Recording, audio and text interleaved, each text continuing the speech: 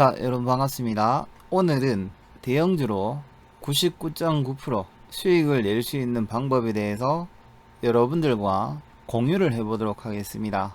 우선 대형주는 낙폭 과대 구간이나 혹은 몰빵 가능한 구간이 있습니다. 장기 투자를 생각하고 대응을 해야 되겠죠. 두 번째로는 분할 매수입니다.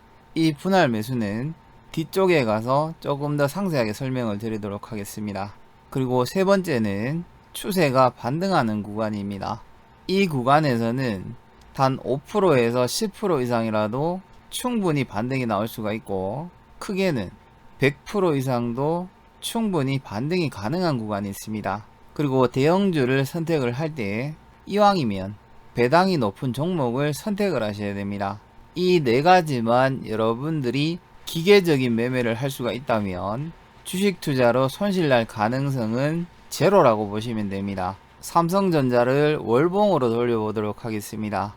첫 번째가 낙폭 과대 구간이나 혹은 몰빵 가능한 구간이었죠.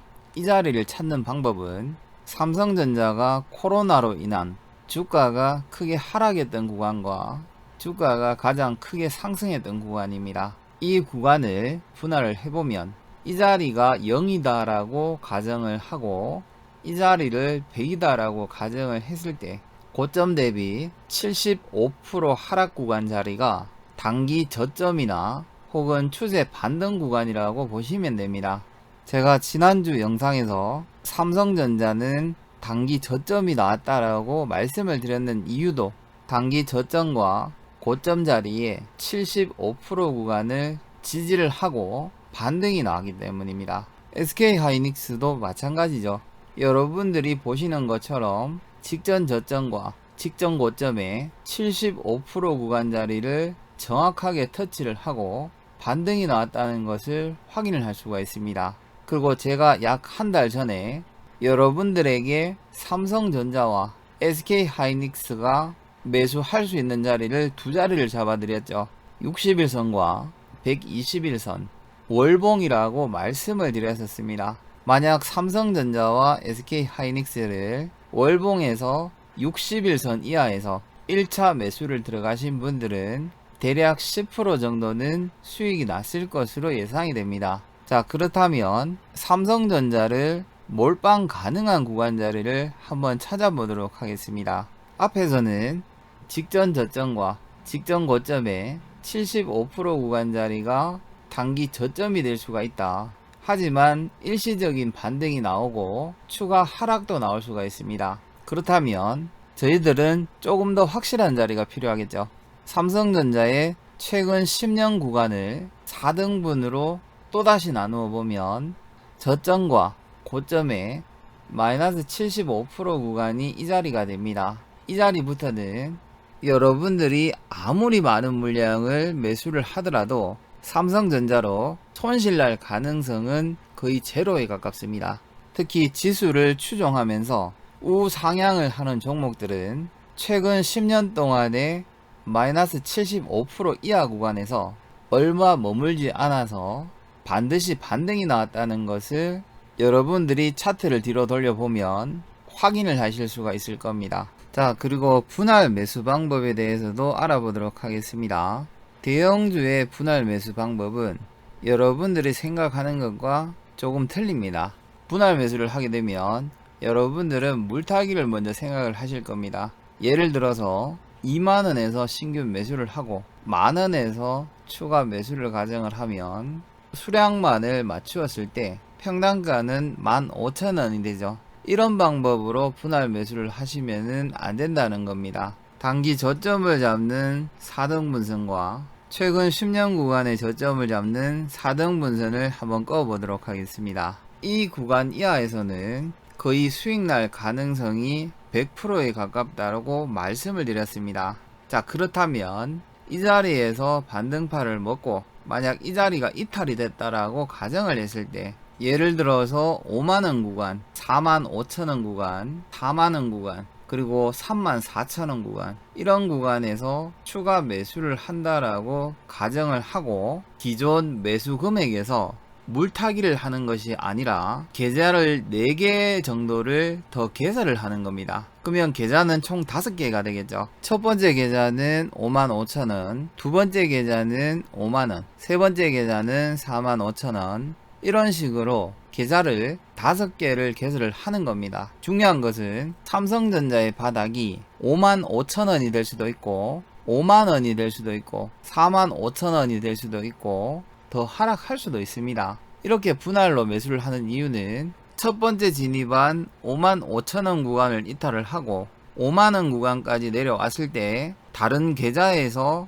55,000원에서 들어간 금액만큼을 추가 매수를 하게 되면 이 구간에서 5%가 됐든 10%가 됐든 반등이 나올 때 수익 실현을 해버리면 됩니다. 이 수익 실현한 금액으로 수익금만 첫 번째 들어가는 계좌에 물타기를 하는 겁니다. 그리고 또다시 5만원짜리까지 내려오기를 기다리는 거예요. 만약 5만원도 이탈을 하고 44,000원 구간까지 내려왔을 때는 마찬가지입니다. 3%가 수익이 났던 5%가 수익이 났던 시장이 안 좋아 보일 때는 또다시 차익 실현을 합니다. 중요한 것은 삼성전자의 55,000원 구간은 이미 저평가가 되어 있기 때문입니다. 목표 주가를 7만원이라고 가정을 하더라도 계좌를 나누어서 매수를 하게 됐다면 만약 75% 구간까지도 매수가 체결이 됐다라고 가정을 했을 때 이 5개의 계좌는 전부 다 수익이 나게 됩니다. 삼성전자를 55,000원에서 매수를 했는데 삼성전자가 만원까지 하락을 했다라고 하더라도 과연 손절할 수 있는 사람이 몇 명이나 될 것 같습니까? 그리고 삼성전자는 주가가 하락을 하면 배당금은 올라가죠. 계좌를 나누어서 단기적으로도 수익을 내고 배당으로도 수익을 내고 주가가 상승하면 모든 계좌에서 수익이 나는 구도가 됩니다. 다시 한번 더 말씀을 드리겠습니다. 대형주의 분할 매수 방법은 특히 낙폭 과대 구간에서는 물타기가 아니라 계좌를 나누어서 분할로 매수를 하는 겁니다. 그리고 세 번째, 추세 반등 구간. 최근 삼성전자가 바닥이다, 단기 기술적 반등이다, 이러한 말이 많습니다. 하지만 월봉에서 21선을 돌파를 하는지를 확인만 하시면 됩니다. 21선을 돌파하는 자리에서는 최소한 5% 이상이더라도 주가는 상승이 나오게 되어 있습니다. 이동평균선에서 21선만 남겨놓고 지우도록 하겠습니다. 삼성전자가 종가 기준으로 21선을 돌파하는 자리를 여러분들이 확인을 해 보시기 바랍니다. 2012년도를 기준으로 본다면 최초 이 구간에서 21선을 돌파하고 마감이 됐죠. 이후에 이러한 반등이 나왔었고 2013년에도 이 구간이었습니다. 이만큼의 반등이 나왔죠. 2014년도에도 21선을 돌파한 이후에 그 다음 달이 음봉으로 마감이 되기는 했지만 시가 대비 3.6%가 반등이 나오고 하락이 나왔습니다. 그리고 이 구간에서도 추가적인 반등이 나왔었고 이 구간에서는 큰 반등은 없었지만 이 구간에서는 이러한 반등이 나왔다는 것을 확인을 할 수가 있죠. 물론 삼성전자가 월봉에서 21선을 돌파를 했을 때 모든 구간이 수익이라고 말할 수는 없지만 21선을 돌파한 이후에 하락보다 돌파 이후 수익이 나는 구간이 훨씬 더 컸더라는 것을 확인을 할 수가 있죠. 자, 이 공식을 대입을 했을 때 삼성전자는 지금 21선을 돌파를 하려면 약 75,000원 구간까지 반등이 나와줘야 됩니다. 지금의 반등은 추세 상승일 가능성도 있지만 단기적인 기술적 반등일 가능성이 훨씬 더 높다는 겁니다. 이러한 추세 반등을 먹으려면 반드시 월봉에서 21선을 돌파하는 자리를 주의 깊게 보셔야 됩니다. 어차피 여러분들은 삼성전자를 낙폭 과대 구간에서 매수를 하셨기 때문에 손절할 필요가 없습니다. 주식 투자는 삼성전자 한 종목만 매수를 하더라도 여러분들이 원하는 수익을 충분히 낼 수가 있습니다. 그리고 마지막으로 이왕이면 배당이 높은 종목을 선택을 하셔라. 이것은 제가 말을 하지 않더라도 여러분들이 알 수가 있는 부분이죠. 삼성전자와 삼성전자 우선주를 선택을 할 때 삼성전자 보통주를 매수하시는 분들은 없을 겁니다.